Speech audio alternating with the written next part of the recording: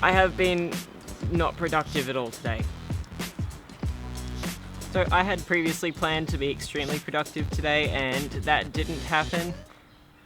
Well, depends on what you count as being productive, because I did finish watching a whole season of Suits, and I started the new one, and I did finish a whole block of Oreo chocolate. So I guess that can be counted as being productive.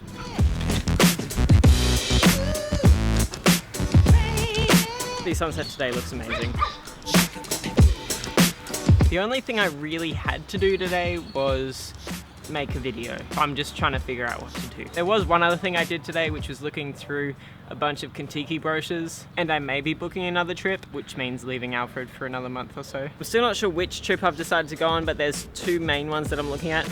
One is through, I think it's Southeast Asia, and then the other one is through South America, and they both look amazing.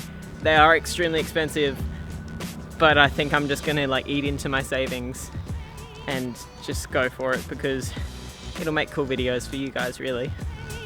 Ow! Stop it! Quick! Abby. Ah! Jesus, that dog likes to fight me. That drone is the coolest thing ever. And I may have also just found something that Alfie did the other day, because there's no way he could have done this in one day. Look at that. Get off the bloody couch. He just owns it. He thinks he owns the couch.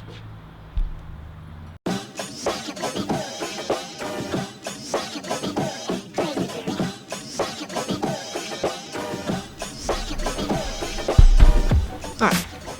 Sorry for the bad lighting in here, because I can't be bothered getting my Everpig lights out. So the other day I got from Kentucky a bunch of brochures, which can be really dangerous because then I end up booking lots of trips. So last night I decided that I do definitely want to book in another trip. I've already booked in my New Zealand trip, which is in November this year. Yeah, November this year. And I'm going to be going for 14 days. But what I was looking at the other day was a couple of brochures that I got from them, which were Asia and Latin America, both of these. They just look so amazing to go to. So I was having a look through them, looking at the different trips, and I found one that I definitely want to go on, which is in Asia. It's 25 days, which is a long time, but that's how long I went to Europe for. And I'd basically be vlogging the whole time. So I think I'm gonna book that one in. It goes to Thailand, Laos, Cambodia, and Vietnam. But that's not what I wanted to talk about today. What I really wanted to talk about was not Kentucky or my future trips or anything. That's for another video. It's something that I've been seeing a lot of lately, especially with friends and family booking trips overseas, and it's been a big discussion in light of the recent events that have been happening overseas in Europe and America, and just in general terms, terrorism. Because it's something that's affecting a lot of people, and when something happens, like what happened in Nice, it pretty much affects everyone. It was just scary to think that I was in Nice a few months ago, exactly where those attacks happened, and that could have easily been me, or like the fact that I was in Paris a couple of months after those attacks happened, and it's just absolutely mind-blowing, and it is scary. It is scary. A lot of people don't go traveling because they're scared. And that's what I wanted to have a chat about. I want to get through to people that you can't let fear of these things stop you from traveling, because it's not worth it. I don't know, it's really hard. It's a tough topic to talk about, because I wanted to address it, and I just don't want to go into debates about it. I didn't want to start that sort of conversation. I want to start a conversation that is positive, that encourages people to travel, and that really is almost fighting against these crazy people.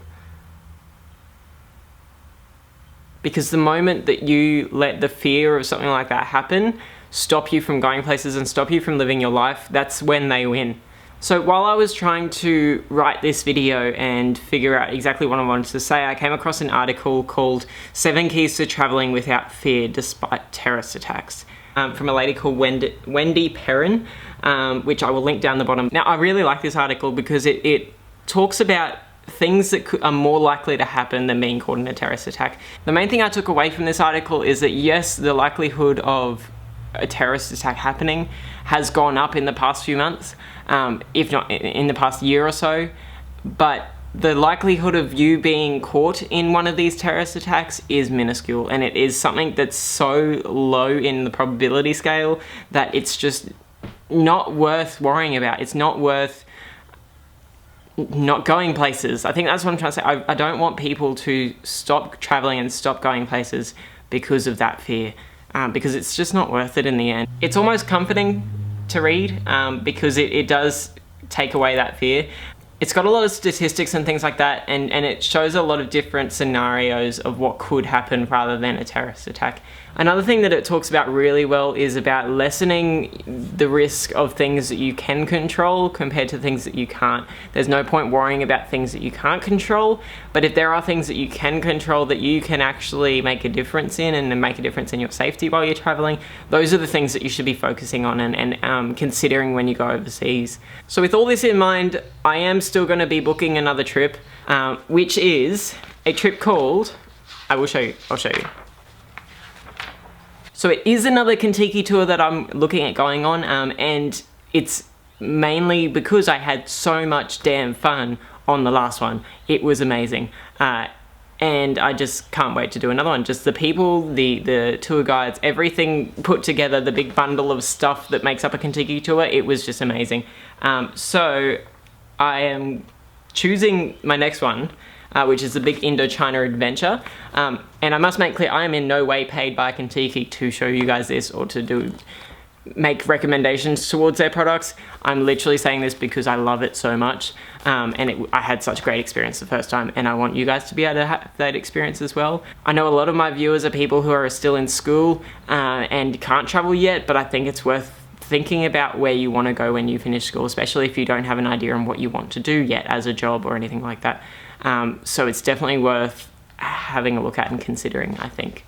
But this trip, it goes through Thailand, Laos, Cambodia and Vietnam, and it looks absolutely amazing. It goes for a total of 25 days, which is pretty long. It's 1 day longer than what my Europe Kentucky tour was, and that was a long tour. But it covered so much stuff. But I will link this tour in the description so you guys can have a look at that. The other thing I'm thinking of doing is after the tour, I'm considering going to Japan directly after the tour and spending a couple of weeks there. Not with Kentucky or any other tour group, just spending time there and chilling out and kind of wandering around and exploring. And obviously I will be making videos for all of this stuff. Everywhere I go now, if it's a big trip or anywhere overseas, any sort of travel, I'm going to be making vlogs and just trying to improve the quality of my videos as well. So yeah, I think that's all I wanted to talk to you guys about today. I hope you've all had a really good week, and I hope that you enjoyed this video for the jumble of mess and ideas and stuff that it was. If not for the content of the video, just for the fact that my dog Alfred is in it, that would be really awesome if you could hit that like button down below. But yeah, I will talk to you guys later. Bye. Oh, one more thing I forgot to mention. Pokemon Go is absolutely insane, especially in my street, because there's a gym right down the road and there are a bunch of Pokestops right along my road, and it's crazy because I go out there at night to take the bins out or something like that, and there are people standing out the front of my house. Sorry, light's better there. There are people standing out the front of my house just like in their cars or standing on the side of the road playing this game, and it's kind of creepy. It's like the zombie apocalypse, but without the cannibalism side of it all, and just the, I don't know, brain dead kind of walking around, that type of stuff. Although I say that and then I realize that I also play this game quite a bit, and the amount that this game is bringing people together is just amazing, because there's like the park down the road from my house is always filled with people standing in big groups, chatting, talking about the Pokemon that they're collecting, and it is pretty amazing that it's bringing people together like that. People just have to be careful with it. Like anything, there are stupid people everywhere, and you can't stop that, but there are also a bunch more good people, and that you should focus on. I think that's what I want you guys to take away from this video today, is that there are stupid people everywhere, but there are more good people, so focus on that. Goodbye.